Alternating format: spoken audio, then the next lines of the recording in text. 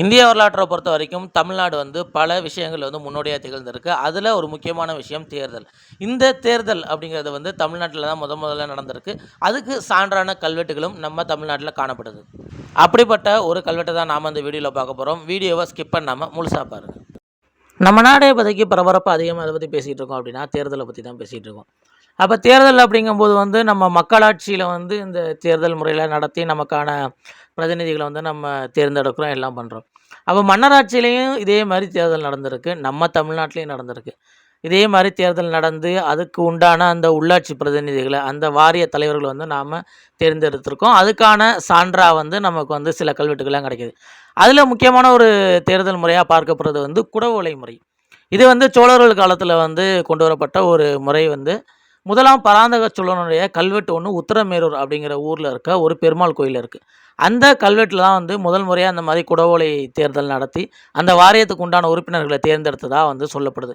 ஆக சோழர்கள் தான் வந்து முதல்ல வந்து இந்தியாவிலே வந்து தேர்தல் நடத்துனாங்க அப்படின்னு வந்து நம்ம சொல்லிட்டு இருப்போம். ஆனால் அந்த பராந்தக சோழனுக்கு 100 வருஷத்துக்கு முன்னாடியே பாண்டியர்கள் தேர்தல் நடத்தியிருக்காங்க. அப்போ தமிழகத்தில் முதல்ல தேர்தல் நடத்துறது வந்து பாண்டியர்கள் தான். இதுக்கான சான்று எங்கே இருக்குது அப்படின்னா, திருநெல்வேலி மாவட்டத்தில் இருக்க மானூர் அப்படிங்கிற ஊரில் இருக்க அம்பலவான சுவாமிகள் இந்த கோயிலில் இருக்க ஒரு தூணோட கல்வெட்டில் தான் வட்டெழுத்து கல்வெட்டு இருக்காங்க, மாரஞ்சடையனுடைய கல்வெட்டு. அதில் தான் வந்து தேர்தல் நடத்தின பற்றின அந்த குறிப்புகள் வந்து இடம்பெறுது. இந்த கல்வெட்டில் அந்த தேர்தலில் போட்டியிடக்கூடிய வேட்பாளர்கள், அந்த வேட்பாளர்களுக்கு என்னென்ன தகுதிகள் இருக்கணும், என்னென்ன தகுதிகள் இருக்கக்கூடாது அப்படிங்கிறத வந்து தெளிவாக வரையறுக்கப்பட்டிருக்கு. களக்குடி நாட்டு மானநிலை நல்லூர், மானூர் வந்து அந்த காலத்தில் மானநிலை நல்லூர் அப்படின்னு அழைக்கப்பட்டிருக்கு. இது வந்து ஒரு பிரம்மதேயமாகவும் அழைக்கப்பட்டிருக்கு.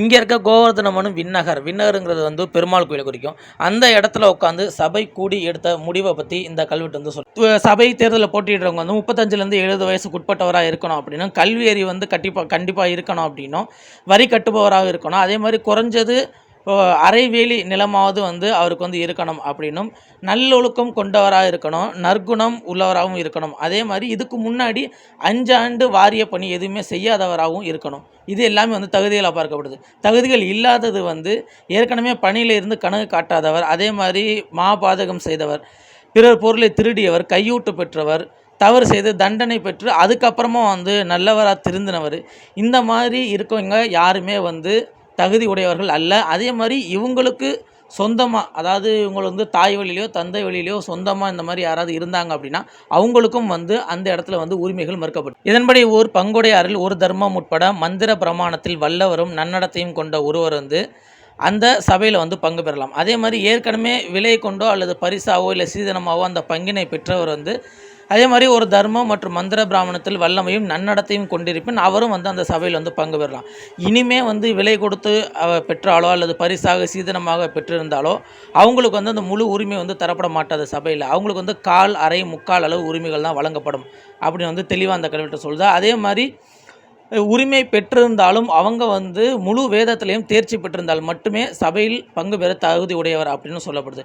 அப்படி அவங்க வந்து முழு வேதத்திலையும் தேர்ச்சி பெறலை அப்படின்னா அவங்களுக்கு வந்து ஒப்பந்தத்தின் அடிப்படையிலே வந்து விவாதங்களில் கலந்து கொள்ள உரிமை அளிக்கப்பட்டிருக்கு. இந்த முடிவுகளை மறுப்பவருக்கும் வந்து இதற்கு தடையாக இருப்பவர்களுக்கு வந்து தலா 5 காசுகள் வந்து அபராதம் விதிக்கப்படும் அப்படின்னும் இந்த கல்வெட்டில் வந்து தெளிவாக சொல்லப்பட்டிருக்கு. இதில் இன்னும் சிறப்பம்சம் என்ன அப்படின்னா, ஒருத்தருக்கு வந்து ஒரு தடவை தான் அந்த பதவி வந்து வழங்கப்படும். அதாவது வாரியத்தில் உறுப்பினராக இருக்கார் அப்படின்னா 5 ஆண்டுகள் அவருடைய பதவி காலம். அந்த 5 ஆண்டுகள் முடிஞ்சதுக்கப்புறமா அவர் வந்து அடுத்த சந்ததியினருக்கு வழிவிட்டு விலகிடணும். அவரால் அதுக்கு மேலே அந்த பணிகளில் தொடர முடியாது. உள்ளாட்சி நிர்வாகம் பற்றி தெளிவாக சொல்லக்கூடிய இந்த கல்வெட்டு நாம் போற்றி பாதுகாக்க வேண்டிய ஒரு பொக்கிஷம்.